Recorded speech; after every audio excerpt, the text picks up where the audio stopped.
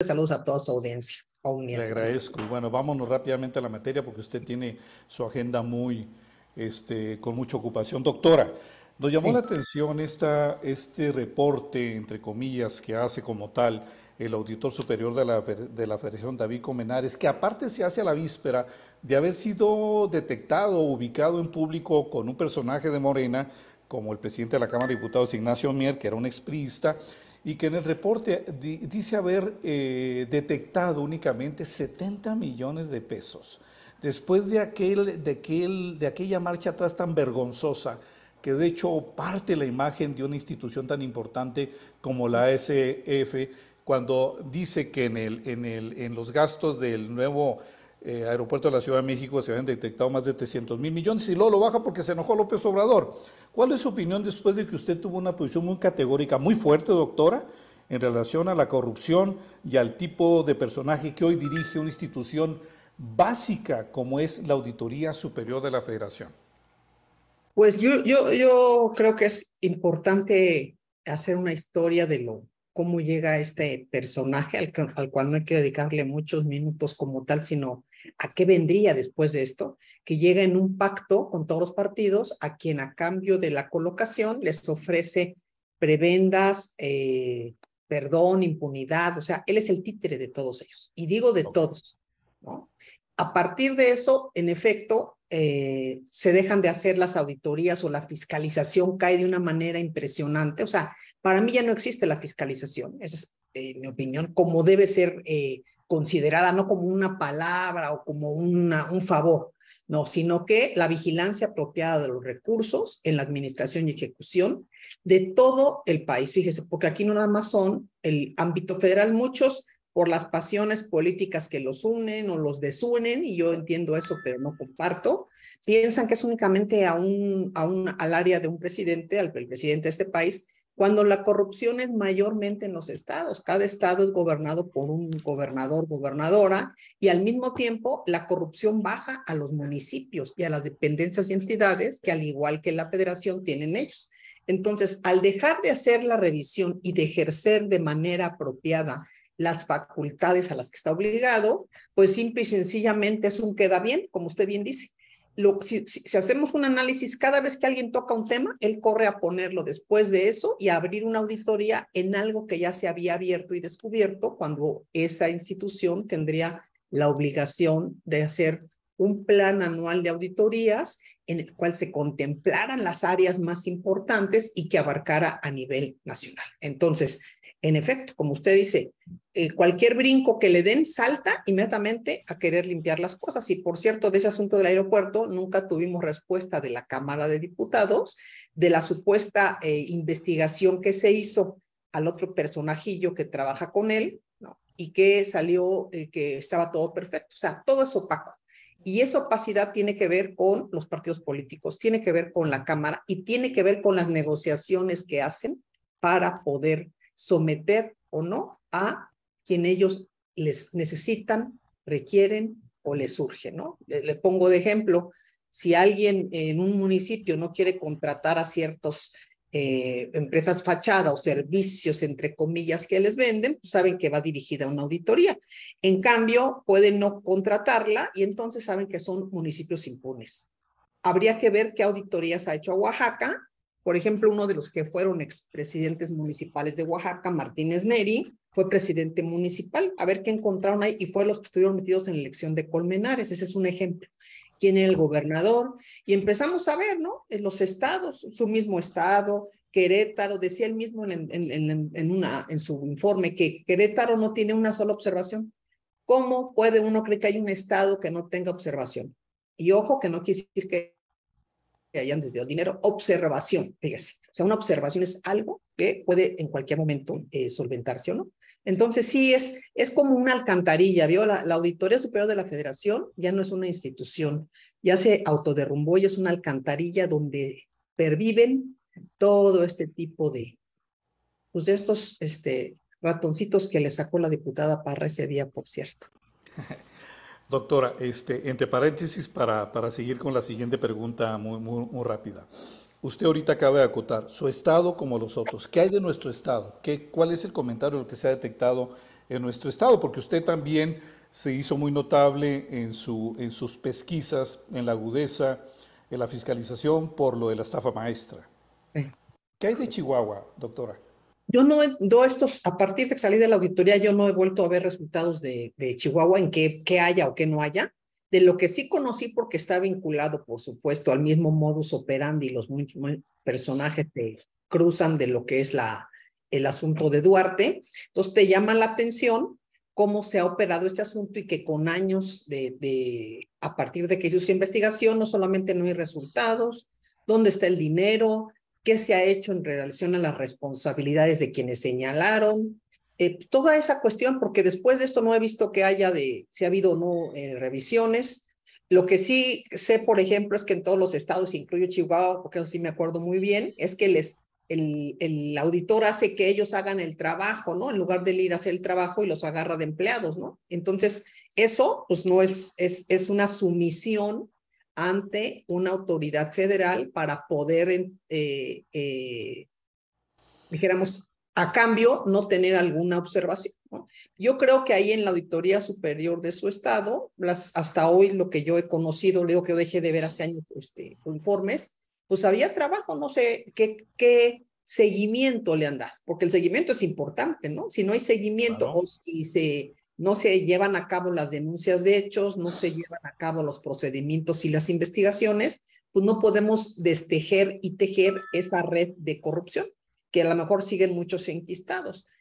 Yo recuerdo en años anteriores, por ejemplo, que había en universidades, y eso lo leí para unos temas de investigación que tenía yo que llevar a cabo de materia académica, que tenían contratados servicios de limpieza en varias universidades y al mismo tiempo tenían de vigilancia. Entonces yo nada más en ese corto espacio me decía, bueno, ¿y cómo le van a hacer ahorita en esto para tener tanta gente? Esta gente que está aquí, tienen seguro social todos, les muestran las altas, están dados de alta, son empresas fachada, es la misma persona, y era la misma persona que aparecía en varios contratos, ¿no? O sea, dice uno, ¿son de veras servicios o no? Y ese es un ejemplo de muchos que pasa en el país. Entonces, no podemos más que ver que si no hay una coordinación absoluta en materia de fiscalización, pues simple y sencillamente no va a haber resultados.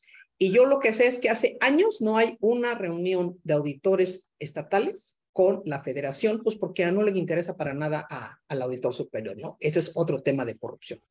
Doctora, hay algo muy importante para la gente que la está escuchando y que nos está viendo desarrollar este tema. Estamos, y lo reflexionábamos, viendo un gobierno con la danza de los millones. Y la danza de los millones que a la gente quizás en los dígitos de su imaginación no los alcanza a digerir. Estamos viendo desfalcos en Segalmex peores que la estafa maestra, que llegan a los 20,000 millones, se habla de 15,000 originales. Estamos viendo del INSABI 265,000 millones de pesos, que es un mundo de dinero. Estamos viendo los desfalcos en Pemex impresionantes.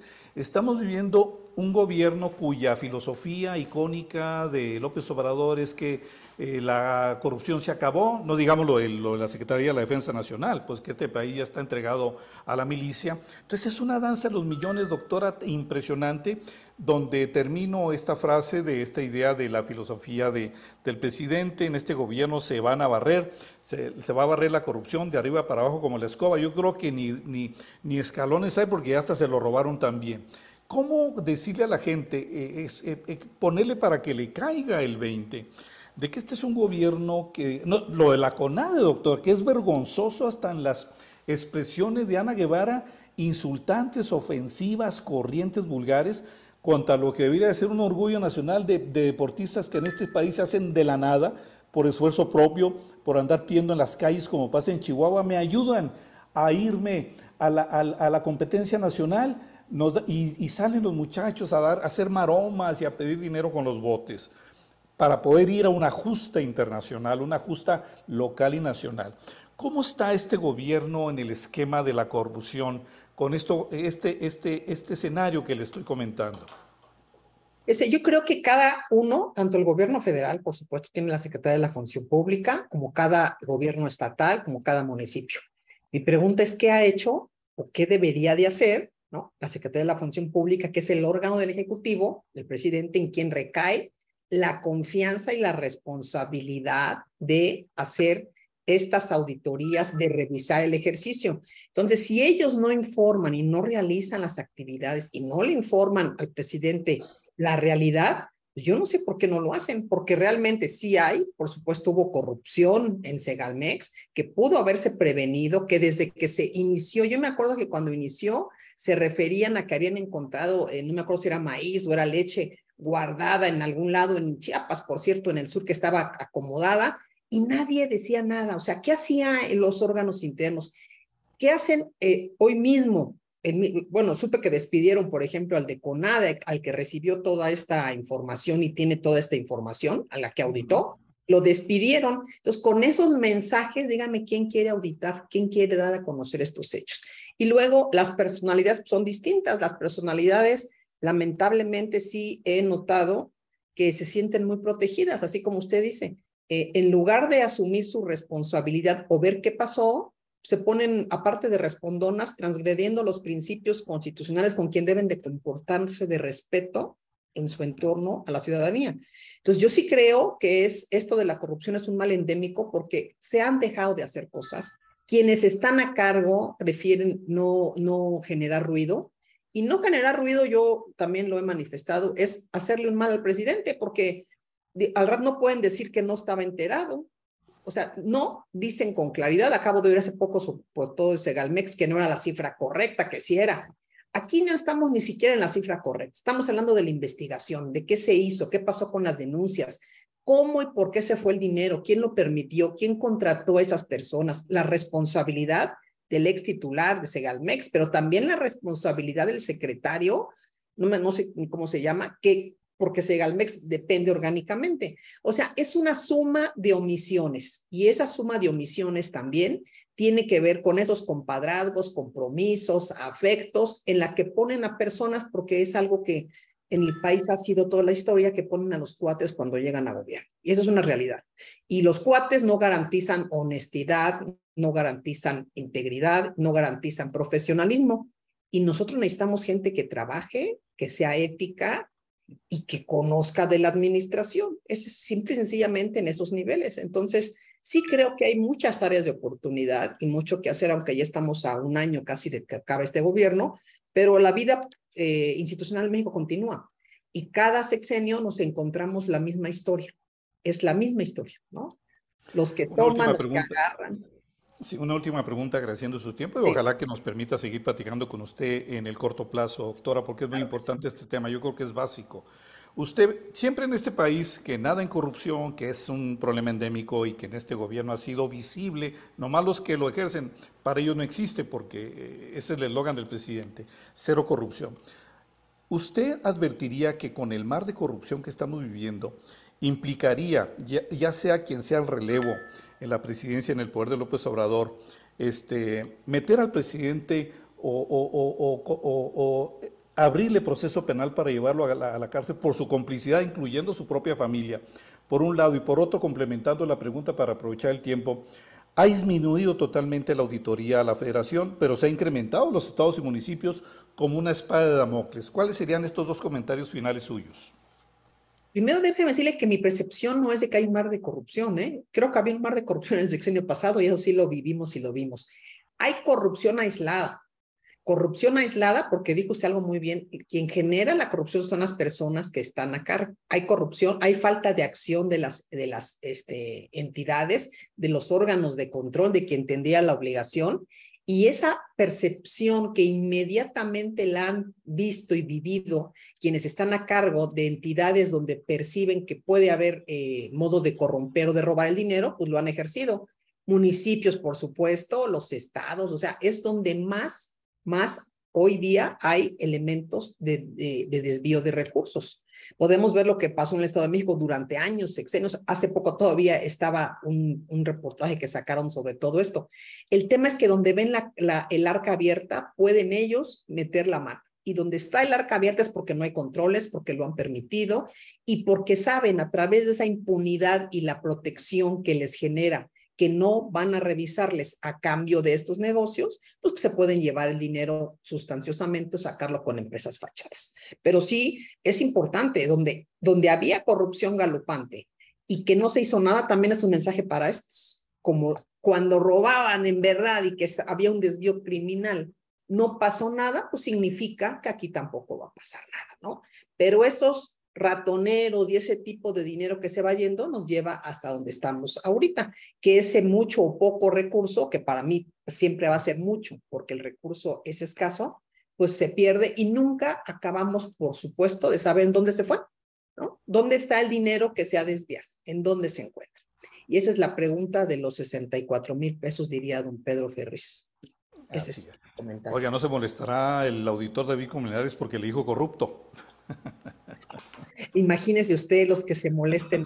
En esta vida, todos los funcionarios públicos están a dar rendición de cuentas. Y alguien que ha hecho todo lo que ha hecho y que está documentado es alguien que es corrupto y que ejerce la corrupción, ¿no? Y fíjese, la otra parte, en todos estos años, jamás, jamás ha dicho algo que contravenga o contradiga cualquiera de los señalamientos que le hemos hecho decenas de personas, ¿no? Hoy mismo ante la Cámara, lo que le decía la diputada, callados, porque no le interesa. A ellos no les interesa en lo más mínimo lo que se piense de ellos, no tienen empatía, carecen de esto. Ellos van por lo que van y no. Creo que una característica de este tipo de personajes es la falta de dignidad, ¿no? Y el cinismo. Y entonces, ni se ocupen de eso. Es una desvergüenza total, ¿no, doctora? Es una vergüenza. Lamentablemente. Pues sí. Pues le Doctora, muchas agradezco. gracias por su Gracias a tiempo. ustedes. Hacemos Muchas el gracias. compromiso de seguirla consultando, ¿le parece? Claro que sí. Cuídense mucho y muy buen día a todos. Y Hasta gracias luego. desde México a Chihuahua. Que esté muy bien. Hasta luego. Gracias.